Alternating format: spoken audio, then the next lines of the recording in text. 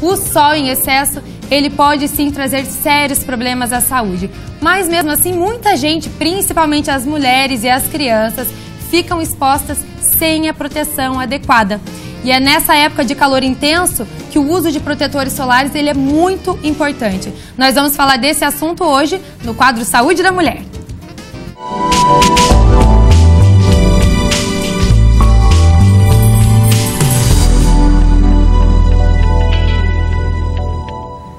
Quem está comigo e vai explicar o uso correto desses produtos hoje é a dermatologista Bianca Gastaldi. Boa tarde, doutora. Boa tarde, Maria Esther. Muito obrigada pela sua presença aqui. Obrigada pela oportunidade aqui de poder prestar esclarecimentos para a nossa população com relação às medidas de fotoproteção, que é a minha especialidade, né? Então, no verão, realmente é onde a gente tem os maiores índices de queimadura solar, principalmente em crianças. Tem um caso, até inclusive, que eu gostaria de a gente começar falando desse caso, que ficou bem famosa uma foto, se a gente puder mostrar aí, Bruninho, mostrar para o pessoal de casa, é uma foto desse bebezinho aí, ó, que ele ficou conhecido, é uma australiana, a mãe dele, que publicou essa foto e escreveu que ela passou sim protetor solar nesse bebê. Ele tem apenas 3 meses de idade, então super novinho, não expôs o bebê ao sol e mesmo assim ele ficou com essa séria queimadura, né, essa alergia. Então, explica pra gente, doutora, por que isso aconteceu? Isso. Se as pessoas em casa pudessem gravar uma única informação que eu vou dar hoje, é assim, nunca usar fotoprotetor tópico em crianças menores do que 6 meses de idade. A não ser que isso seja recomendado por um médico, tá, especialista, por alguma condição especial, não se deve aplicar fotoprotetor tópico em crianças com menos de 6 meses de idade. Isso consta em todas as embalagens de protetor solar. Se vocês observarem no rótulo os fotoprotetores, está lá bem pequenininho, né? Porque no Brasil é assim. Não utilizar em crianças menores que 6 meses, a não ser em casos, né, de orientação médica específica. Por quê? Porque os protetores solares, eles contêm no seu veículo substâncias químicas que têm a capacidade de penetrar na pele e entrar na corrente sanguínea, no sangue, gente. E se a mãe, né, coitada das mães, elas acham que passando o filtro solar no bebê inteiro, antes de ir para o sol, ou até, enfim, tá cuidando da criança, elas não têm esse conhecimento muitas vezes. E aí tá passando numa área grande do corpo e a quantidade dessas substâncias químicas para um bebezinho pequeno acaba sendo significativa na corrente sanguínea. E eles fazem reações que a gente chama de reações fotoalérgicas, muitas vezes muito graves. O que seria isso? Essas substâncias químicas no sangue, em contato com a luz, e não precisa ser a radiação ultravioleta, pode ser luz visível, tá? A luz da lâmpada mesmo dentro de casa, se transforma em substâncias capazes de queimar a pele ou até mesmo de provocar alterações graves nessas crianças. Então, e é comum, então, acontecer aquilo como naquele bebezinho que a gente acabou de ver ali na foto? Não, isso não é comum, tá? Graças a Deus, mas principalmente, né, naquele grau ali, naquela gravidade, mas fica o alerta para que não se deve realmente aplicar o filtro solar em crianças menores de 6 meses de idade, por esse risco, né, tanto de modificações endócrinas também, tá?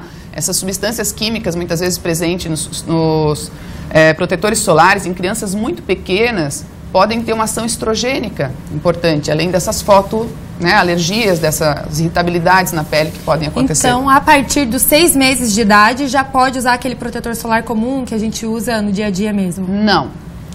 Dos 6 meses aos 2 anos de idade, as crianças devem sim usar protetor solar, mas os protetores específicos para crianças, né? Aqueles próprios para a faixa etária, que são os filtros solares infantis. Quase todas as marcas têm uma linha infantil. E o que esses filtros infantis, então, têm de diferente nas suas formulações dos convencionais, né? Que a gente costuma encontrar e muitas vezes a preços muito mais acessíveis. Eles são filtros minerais, são filtros físicos. Esse tipo de filtro não penetra no sangue. Ele não vai causar fotoalergia, não vai causar irritabilidade.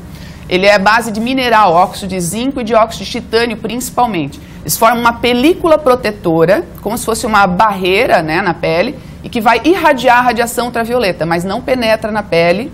Também não vai precisar de uma aplicação tão frequente e não causa reação de irritabilidade na pele por não ser químico.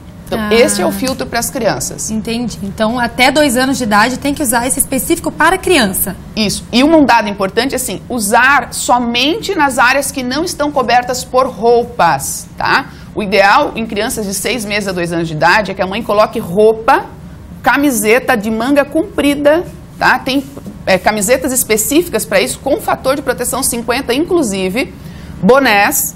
Tem aqueles bonés modelinho legionário que cobre a nuca, cobre a orelha. Por quê? Gente, eu tenho 2 filhos, gêmeos. Primeiro que já era uma luta para ir para a praia todo mundo, né? E eles ficam na areia, aí entram na água, aí rastejo. Não tem como você reaplicar e manter. Então, essas medidas, que a gente chama mecânicas, físicas, são as mais ideais. Tem um pessoal mandando pergunta aqui pelo WhatsApp, vamos dar uma olhadinha. A Maria perguntou, eu tenho uma bebê de 3 meses, eu posso levá-la à praia? Não. Tá? Você pode levar a criança à praia, mas deixá-la na sombra. Então, assim, a resposta é, pode levar à praia, mas não expor esta criança diretamente ao sol. O que seria expor diretamente ao sol? Deixar ela sem estar embaixo de um guarda-sol, ou, enfim, hoje quase todos esses carrinhos, ou até mesmo boiazinhas para piscina, para criança, eles têm uma coberturinha, né? Eles têm, assim, algo que capaz de ocasionar sombra, de proteger a criança.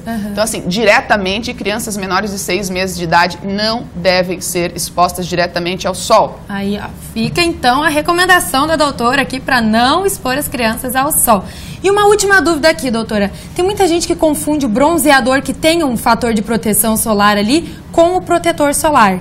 Qual que é a diferença entre eles? O que a gente pode dizer sobre esses 2 produtos?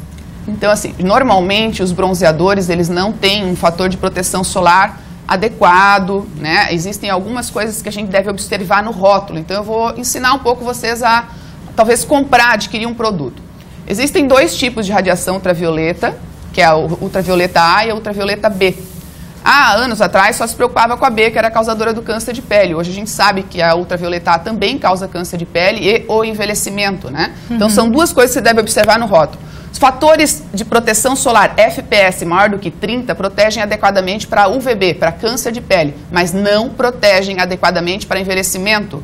Então você que está em casa, acha que passa filtro 30 todo dia e está protegendo do envelhecimento, não está.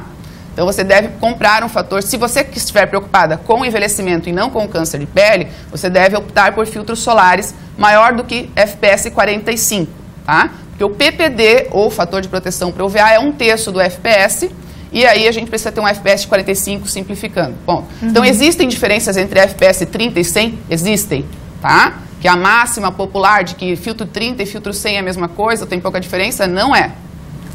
Tá bom, então. Doutora, muito obrigada pela sua participação aqui, nos ajudar com essas dúvidas. E eu quero que você volte um dia pra gente falar só de bronzeador, que eu sei que é um assunto que interessa muito a mulherada. Vai ser um prazer. É que eu falei tanto porque eu acho que isso vai, entendeu? Não, mas realmente nessa época é muito importante. Com a falta de cuidados adequados nessa época. Tá bom, muito obrigada. Tá bom? Obrigada, prazer estar aqui.